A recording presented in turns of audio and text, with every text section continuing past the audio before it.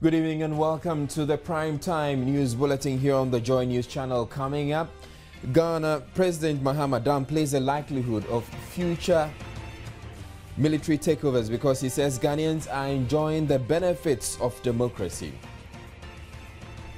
Ashanti Region Police arrest over 150 suspects following last night's brazen attack on residents of Eyija in the regional capital. National Labour Commission issues another directive on the teacher strike, which is in its third day. Managers of the Asogli power plants currently down due to a lack of gas from Nigeria are demanding payment for electricity already supplied. In international news, efforts are underway to rescue about 160 passengers on a boat that capsized off Nigeria's coast. We also have sports, showbiz, and international news all coming up in the bulletin. News at 8 with Israel Lai.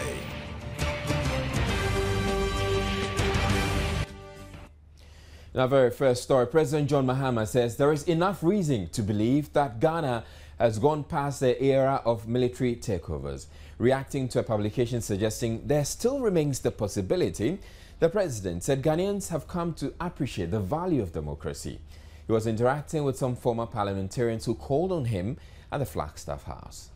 Former members of parliament were at the Flagstaff House to initiate the president into the former parliamentarians forum. They pledged support to government, saying part of their activities is sensitization against any other form of governance besides the democratic path the country has chosen. You have membership from all the political parties in Ghana, and we don't talk partisan politics. We are resolved that we, the people of Ghana, we are not going back ever to the dark days of military rule. And we are doing everything possible to create awareness about the virtues of parliamentary democracy. We are also a group which want to cater for the welfare of former members of parliament, and that is natural enough. President Mahama said he remains confident the country will not yield to military adventurists. I don't believe that we can have any return to the dark old days. I was reading the papers today and somebody was talking about a vision of coup d'etat. I reject it. It shall never happen. And by God's grace, it will never happen again. We believe that our people would reap the dividends of democracy. They're beginning to see it already in terms of the advancement we've made since 1992. Every government comes into office and contributes its quota to moving this country forward. Debates on the floor of the House have been fantastic, and it has advanced the democratic culture of this country. If today Ghana is being called the model of democracy in Africa, it is to a large extent because of the strength of the parliament that we have. He asked the group to be free to offer advice to government. Also at the presidency were student and other youth groups, including the National Union of Ghana Students, Ghana National Union of Polytechnics, and the Law Students Union. They asked that government conduct comprehensive research into youth and graduate unemployment. We are of the view that the youth unemployment situation requires a much more comprehensive strategy. While these programs are implemented in the short term, we wish to suggest that His Excellency commissions a comprehensive empirical study into the youth unemployment situation, which will better inform policy and strategy in this regard to help address the problem. Our brothers and sisters in senior high school are worried about the ongoing industrial action by teachers. While we appeal to teachers to exercise restraint, taking into account the effect of their strike action on students, we also call on government to manage the situation so that it will not affect students. In his response, President Mahama said governments would revamp all the youth leadership skills training institutes in the country to undertake the youth entrepreneurship program. He added the Statistical Service has been directed to research and provide data on the rate of unemployment so that government interventions would make the expected impact. While we're making progress as a nation, we're not making it as fast as we should to convert that progress into opportunities for our people. And so we need to think together and think through and see how we can make that growth convert into jobs and opportunities for our young people. One of the things we've been doing is to create the legislative environment that allows this to happen. And that's why, as soon as we came into office, we started working on the youth policy. He called for constructive criticisms and advice from the youth that could help government accelerate national development. Gifty Ando Apia, Joy News, Flagstaff House. Police in Kumasi have rounded up 150 suspected armed robbers and criminals in a swoop as part of measures to rid the metropolis of criminals. The raid at Akurum, Asafo, Edukrom, an abandoned affordable housing project noted as crime hubs, comes after last night's brazen attack by over 30 assailants at Iyija, also in Kumasi. Mohammed Nuruddin reports. The Ashanti Regional Police Command has vowed to continuously combat crime and provide security to innocent people in the region. It says nothing will prevent them from bringing criminal activities down. In a press briefing today, the police disclosed its outfit has arrested 54 armed robbers in the first quarter of the year, and most of them have been tried, while others were put on bail. In their swoop on Monday, police arrested 150 suspected criminals who are currently awaiting trial. DCOP Augustine Janin also hinted of last night's sporadic shooting at Iyija Tech Junction. At the moment, we have sent our men after those who operated last night. Last night, at around 7 p.m., we had information that a group of armed robbers were operating at Iyija. So quickly, we dispatched the patrol teams to the place. And from information available to us, their number was around 30. So when we were chasing them, they took different directions. The police also wishes the evacuation of all persons occupying the abandoned affordable housing project. Items found on them during a search were 39 passports, 16 rubber stamps, 3 local manufactured pistols, 3 live ammunitions, 97 assorted mobile phones, 1 Dell laptop, 6 machetes, 3,816 Ghana cedis, among others. The police command is appealing to the general public to provide accurate information to police to arrest criminals.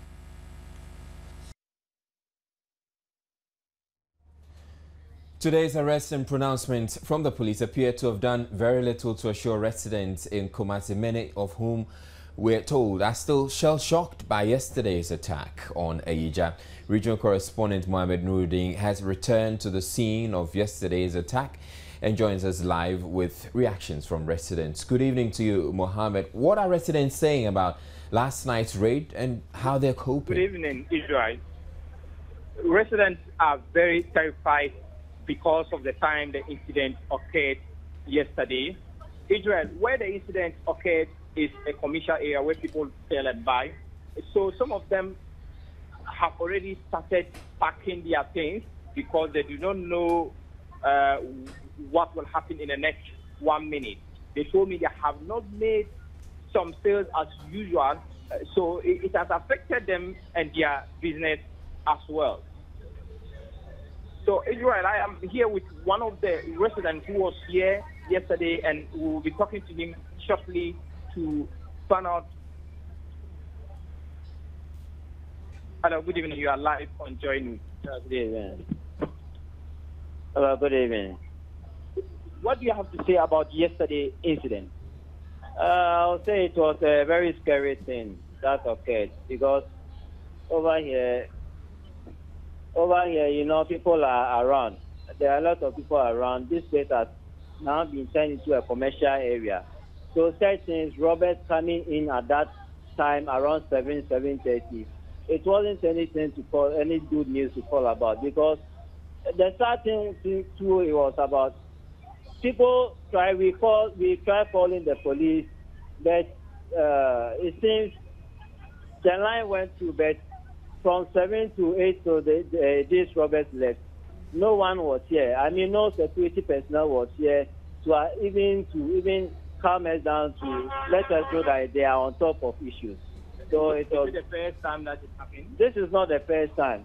It just escaped me. There was a heavy rain in last month. Robbers were around. That was this is the third time that robbers have come around at this place at this moment. So how are you coping with it? I'll say we just have to be careful. We just have to be very careful, because robbers coming around at this time and the police who are not being proactive towards it, it tells us that our lives are not very safe. So we just have to be very careful in going about. Okay, thank you very much. Israel, that was one of the residents. I'll be talking to another one in the next seconds. I think we probably have had enough from the residents, but has there been any increase in the police presence there? As it turns out that there are complaints that the people are not safe. Yeah, police were here in the afternoon, but as I'm speaking now, residents are saying they haven't seen any police patrol team here. They have not seen any of them, but in the afternoon they were around. So security residents are saying they have not seen police this evening. All right, thank you very much. You had Mohammed Nuruddin. He's our Ashanti regional correspondent. Officers with the Kaneshie Division of the Ghana Police Service have been advised to be vigilant in the discharge of their duties so they do not lose their lives, as a posthumous award will do them no good. This advice was given by the divisional commander during the celebration of the division's end-of-year West Africa Security Services social activities. WASA is an annual event organized by the police service to recount the events of the past year and set new targets for the new year. The event is organized within the first quarter of the year to enable each division and region organize theirs at their own convenience. In his address, chairperson for the occasion, Aristo A.I.E., entreated the general public to support the police and other security services to combat crime in the country. I believe and I trust the police services, and I know that with time they will prove to everybody that they are an organization worth praising. Divisional Commander ACP Kwadri Agri said as part of the division's plans for the year, they hope to reduce crime by at least 20%. This reduction of crime rate by 20% could be achieved by 1. Intensive public educational campaigns to sensitize them publicly and involve them in crime prevention initiatives. There is also going to be close supervision of men on duties, both day and night. Some officers were awarded for their distinguished performance in their areas of operation. The gathering was also entertained with some good music from the police band.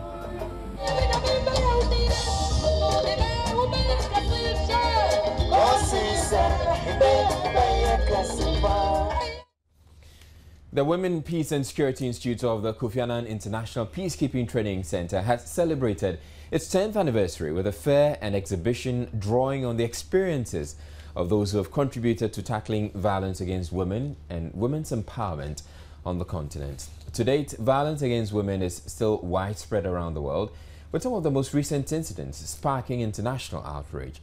Marianne Toure was at the celebration at the KIPC and has come through with the following report. Today's event, a photo exhibition, was to commemorate the Women, Peace and Security Institute's 10th anniversary and also to climax this year's International Women's Day celebration. The main focus was putting women's issues on the peace and security agenda. The theme for the celebration, A Promise is a Promise. Time for action to end violence against women, was drawn from this year's United Nations theme.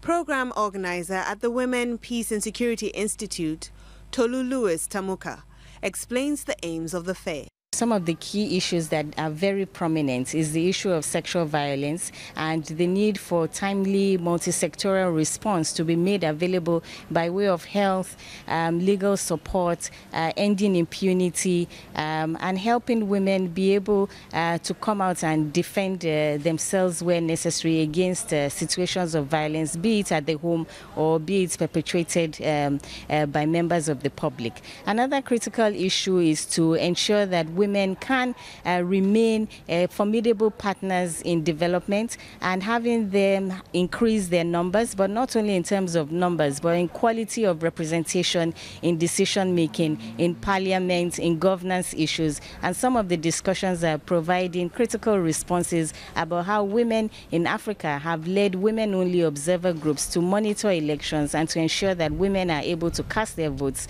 and also be legitimate candidates in political governance processes.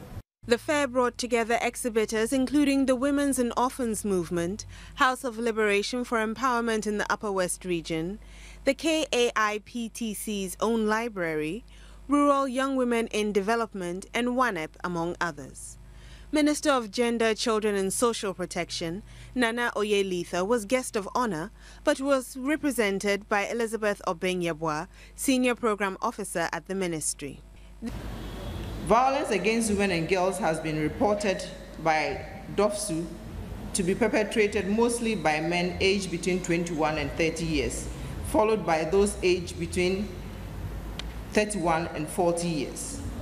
The persistence of stereotypical attitudes regarding this role and responsibilities of women and men in the family and society, which is often entrenched in our culture, has contributed immensely to these situations.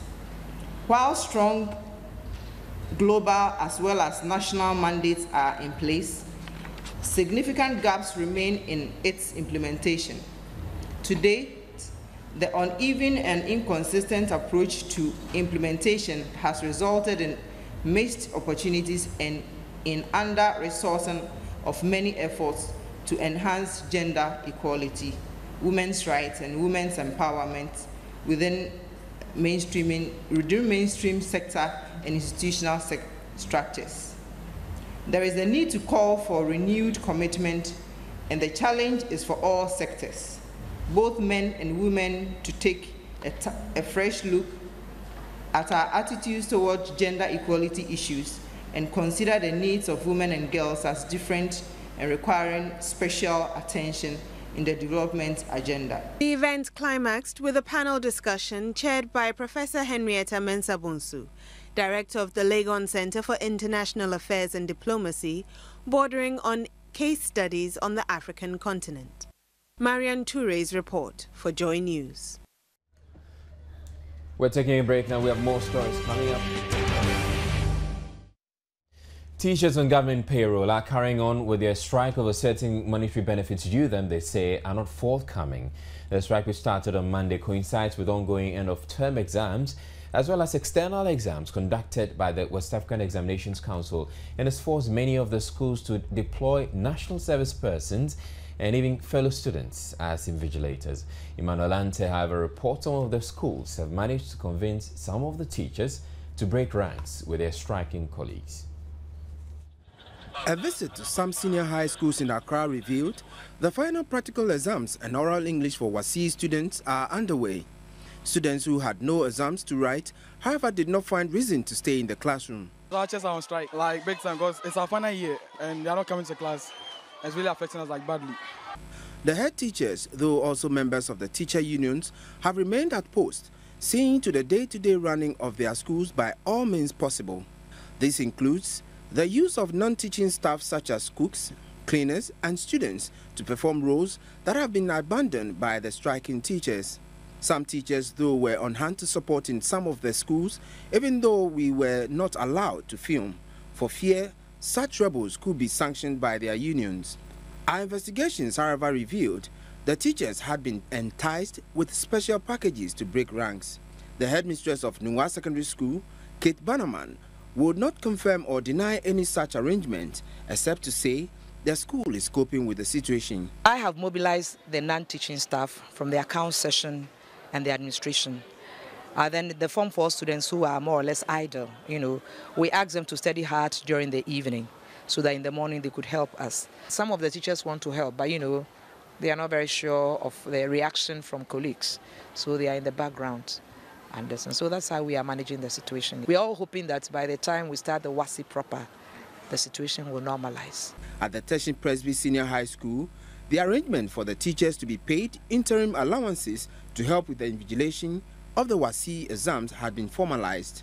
Students and non-teaching staff were, however, helping with supervision of internal exams. Meanwhile, in most of the basic schools visited, pupils affected by the strike could be seen on their own during instructional hours. These pupils said their teacher showed up in the morning but left shortly thereafter. She came in the morning and she has gone out. They have gone to meeting, so they will be back. The school heads are meanwhile hopeful the situation will be resolved as soon as possible, as there could be crisis if the teachers are not at post when the written exams get underway next month. Jerry Komla-Addo has also been monitoring day 3 of the teacher strike in Ho in the Volta region. He reports several schools have been closed down while some pupils have taken over teaching in some cases. In the Ho municipality, all basic schools we visited were totally deserted with locked staff common rooms and classrooms appearing as though students were on vacation. On the contrary, at Hohausen LA Basic School, some pupils who had come to school earlier in the day said they came for an English class that was taught by one of their seniors instead of their English teacher. Prince Charles is a Form 3 student in preparation for his final examinations. It's money. It's a keyword. And vicious is, struggling. Struggling for something. And so far as the cigar is combining with the vicious to come to form a word, then it becomes cicadicious, which means a person who is always struggling gets money. The BEC in June, well, the strike is still on. So far, there are no indications it will be called off anytime soon. This is a report by Jerry Komla-Addo. In a related development, the National Labour Commission is giving teachers 7 days to resolve their grievances with the Fair Wages and Salaries Commission. A report to the National Labour Commission. The directive came after a meeting organized at the behest of the NLC with the leaders of the teacher unions and Fair Wages and Salaries Commission attending. The meeting was to address the impasse, which has culminated in the teachers declaring a strike for 2 days now, or today being the 3rd day. The NLC has also directed the teachers to call off the strike as they begin the 7-day discussion with the Fair Wages. Leaders of National Association of Graduate Teachers as well as the Ghana National Association of Teachers did not give any clear indication they were going to call off the strike. Meanwhile, we're told that the Teachers and Educational Workers Union have also just joined this strike. The preliminary findings indicate the number of children and teachers with disability in schools surveyed is low. Infrastructure. We do apologize for that, but onto the story itself now. Preliminary findings of a survey on basic schools have revealed school infrastructure is not sensitive to the needs of the disabled. Classrooms and toilet facilities of many of the schools surveyed were found to be less user-friendly to children and teachers with disability. The Center for Democratic Development, CDD Ghana, carried out the survey aimed at tracking infrastructure of public schools in the country. The preliminary findings indicate the number of children and teachers with disability in schools surveyed is low. Infrastructure does not adequately meet their needs. According to CDD's report, persons with disability are mostly challenged with speech, sight, as well as movement. Classrooms and toilet facilities are also not accessible to them, as most of the schools do not have slopes and step railings to aid movement of disabled pupils and teachers.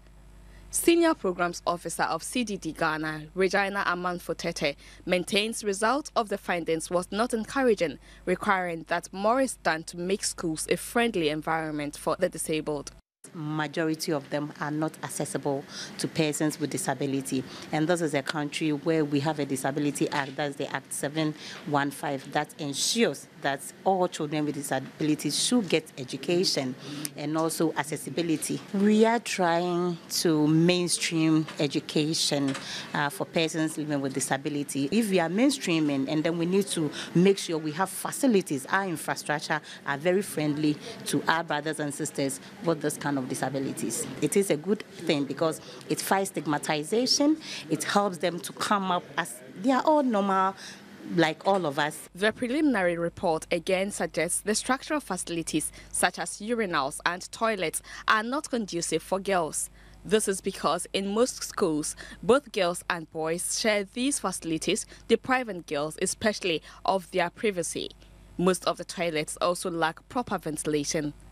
This, a research officer says, is a probable reason why some female pupils stay away from school. What we notice is that as girls go higher up the ladder, from going to the upper primary all the way to JS, you notice that they begin to drop.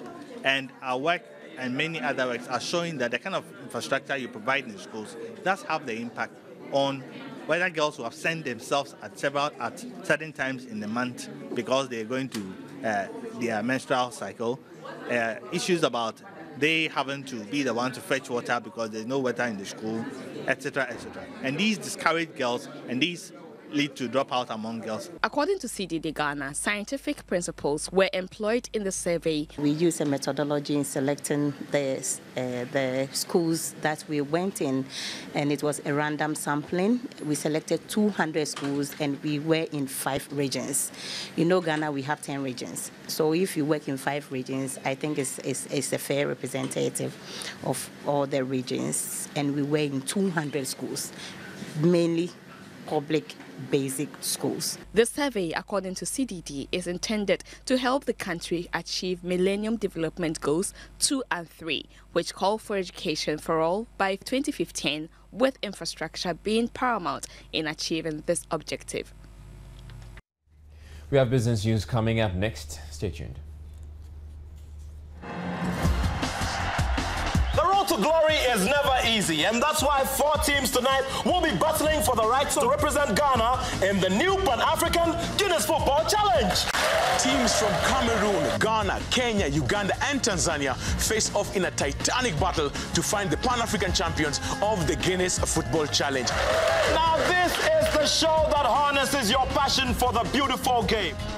This year, teams from across Africa will pit their brains and bronze against each other. Only this time, the stakes are much higher. The new season of the Guinness Football Challenge is heading out across Africa, and with $250,000 US at stake, watch out for fireworks. It's gonna be a blast. Take on the all-new African Guinness Football Challenge today and show us what you're made of.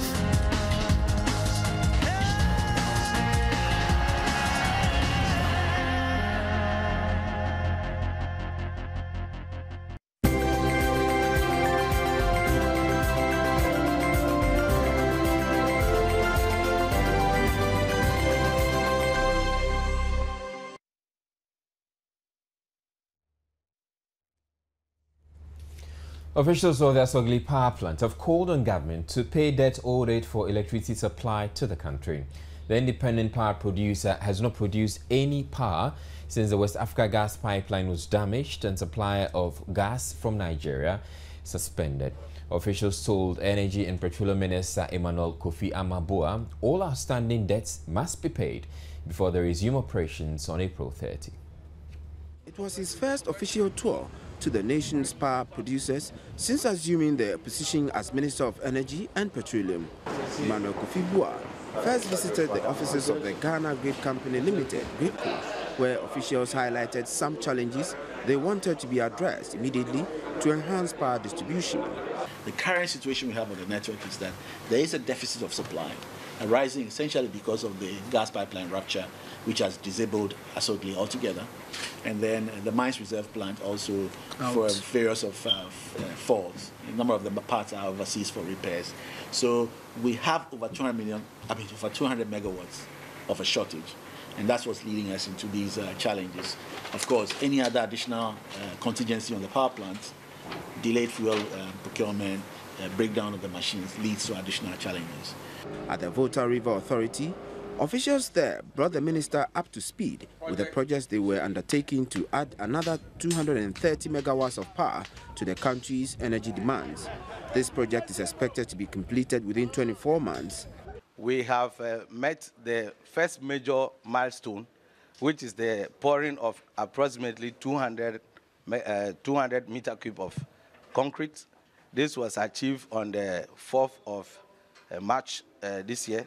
And we have other major milestones. There are 2 gas turbines. We plan to pour the second major concrete on the 26th of this month. After that, we are expecting that by July, the gas turbine itself will be on the foundation and the mechanical installations works will start. The minister assured them of government support to see to the speedy completion of the project. At the Asogli power plant, production works had come to a total standstill following the absence of natural gas from the West Africa gas pipeline.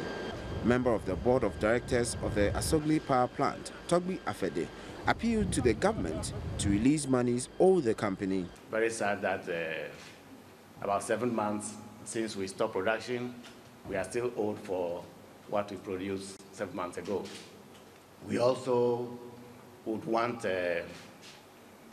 better assurance going forward of prompt payment so that the company can be an effective partner of government in solving the energy problems of the country. You know, we also would want government to help secure our gas sources in the future.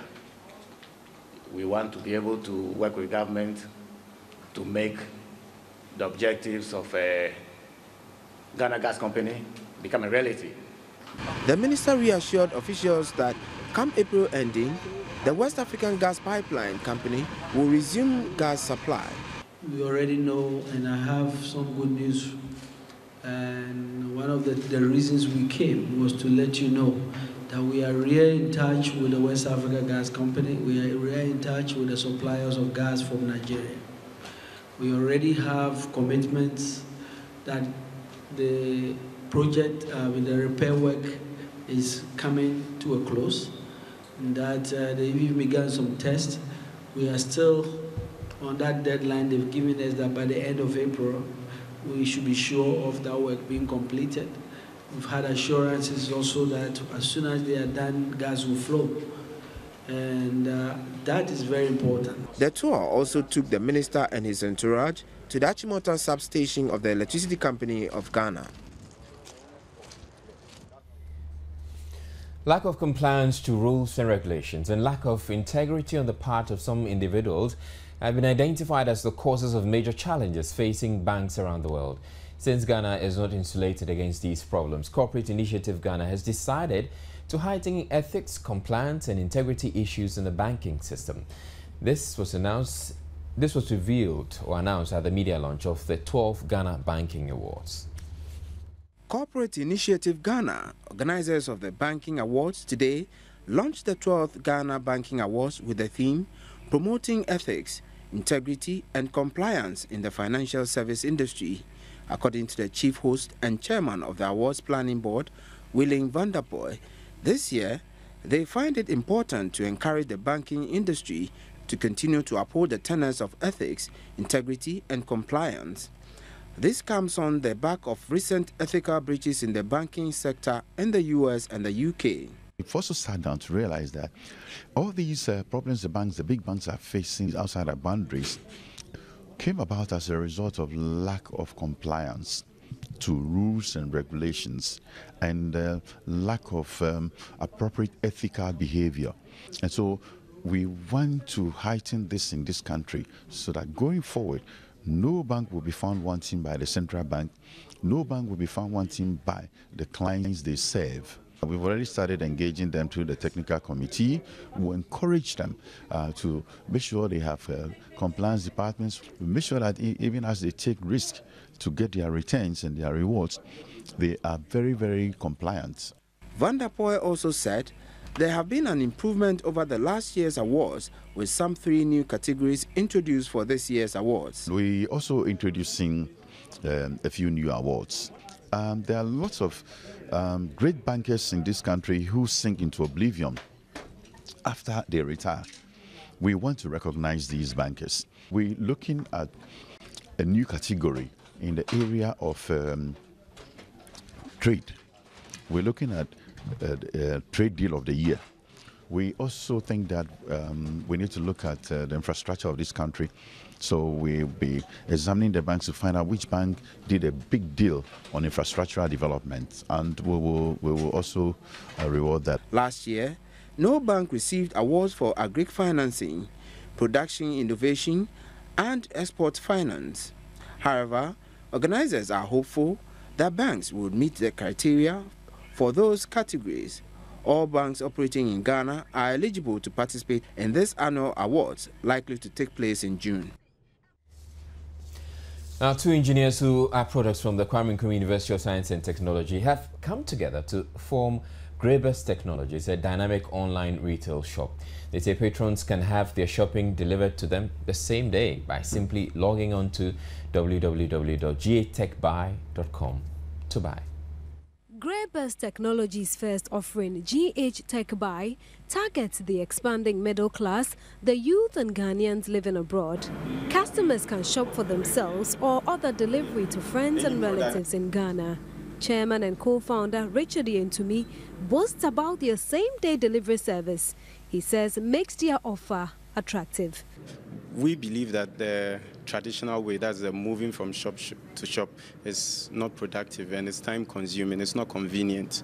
For instance, if I live in Kaswa and I want a mobile phone, I'd have to move through all the traffic and come to Circle and comb all the shops in Circle if I want to get a good deal or if I want to get a particular product that I want.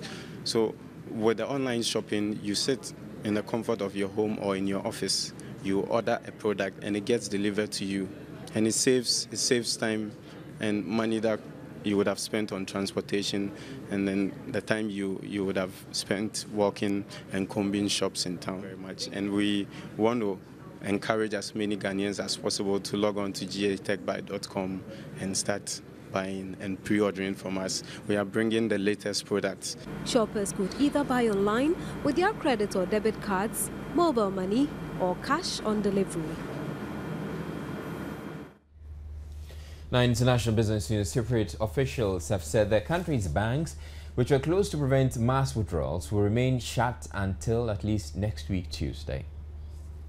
The country's cabinet on Wednesday began an emergency meeting to discuss alternatives to an EU-IMF bailout deal rejected by Parliament on Tuesday. Reports say the government is considering imposing capital controls when banks are reopened. Meanwhile, Cyprus's finance minister is in Moscow to seek help from Russia. Russia holds multi-billion-dollar investments in Cyprus. Finance Minister Michalis Saris said after talks with Russian Finance Minister Anton Siluanov, there were no offers, nothing concrete, but he added, "We're happy with a good beginning." Talks are expected to continue in Moscow on Thursday. The banks will remain shut on Thursday and Friday this week, and Monday, 25th March, is a scheduled bank holiday. The stock exchange also remains closed. Earlier, Cyprus president met party leaders and the central bank governor in Nicosia to hammer out a plan B after a one-off tax on savings failed to get the support of any MP.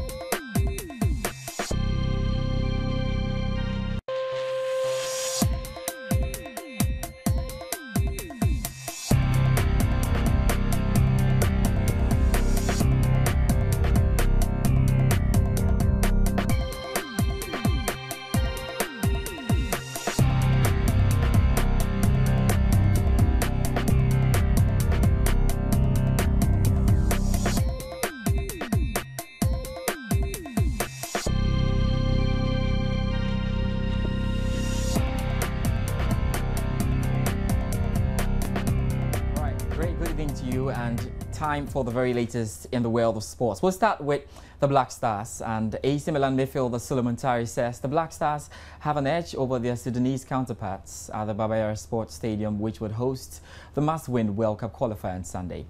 The Stars are yet to lose a game at the venue, and the midfielder believes it's a good omen to play in Kumasi. He, however, stressed his teammates are committed to giving up their best to ensure maximum points. He spoke to Joy Sports. Out for a week, so it doesn't change anything. It's my home, it's my family, the national team. So there's no much difference. Yeah, full of confidence, because if you don't have a strong team and you don't believe in your colleagues, definitely you're gonna have some doubt. But I don't. These guys are fantastic, so we'll try our best to be very patient and respectful, so that on Sunday we'll be able to win. Well, all 23 members of the Black Stars squad have arrived in Kumasi for Sunday's 2014 FIFA World Cup qualifier against Sudan. Ghana coach Kwesi Appiah and the rest of the squad touched down in the Ashanti region capital early this afternoon and conducted their first training session at the Pajo grounds of the Kwame Nkrumah University of Science and Technology this evening. Let's switch sports and let's talk about boxing. And we continue our build-up to the Joseph Agbeko IBO Bantamweight title bout on Friday at the Accra Sports Stadium against Colombian Luis Melendez. And ace Ghanaian actor Majid Michel was present at the workout session of Joseph Agbeko at the Bridge Gym in Accra today. Speaking to Joy Sports, the actor affirmed his support for the former champion and promised he, alongside other Ghanaian celebrities, will be present to cheer Agbeko to victory. We're great fans when it comes to sports, boxing being one of them. Joseph has a fight on Friday. We came here to support him, you know, seeing us around gives him a lot of motivation, you know. These people are here to see me fight. I can't go down, you know. At least if there's no one around, you don't know who you're fighting for, but if you have the faces and eye contacts in the crowd, you don't know, this guy's here, no man, I have to hit this guy harder, you know. So we're just here to motivate him, basically. He came to train here, reflex trainings and everything. It was very good. We're looking forward to Friday. It's a game. Regardless of how you look at it, it's a game. People still get entertained, two people hitting each other. We are still there to see what happens, winner or loser, regardless of whatever happens. It's still a game. We take it like that. It's like playing Ludo or Worry or chess or Scrabble. One will lose, definitely. But you still have it behind your mind that this is a game. No matter what happens, don't let it hurt you. You know, but you try as much as possible, everything you can to make it work, and that's exactly what we're doing. Well, Coded, I'll be there with Coded, 4x for Coded. He was here with me. Kwesi P will be there. But who else was here with us today? Freddie Yama is going to be there. Malia will be there. Daniel Kwashika will be there. We are going to be there strong. Komla, Kwesi P, yes. Yes, Batman is singing the national anthem. It will be incredible. I mean, we're really there to, and I'll show you some skills in the ring as well. Watch it. So, very interesting, of course. All roads will lead to the Accra Sports Stadium on Friday. That'll be all for sports. My name is George Adi Jr. Do you have a good night? For the bulletin tonight, my name is Ezra Lai. You have a good evening.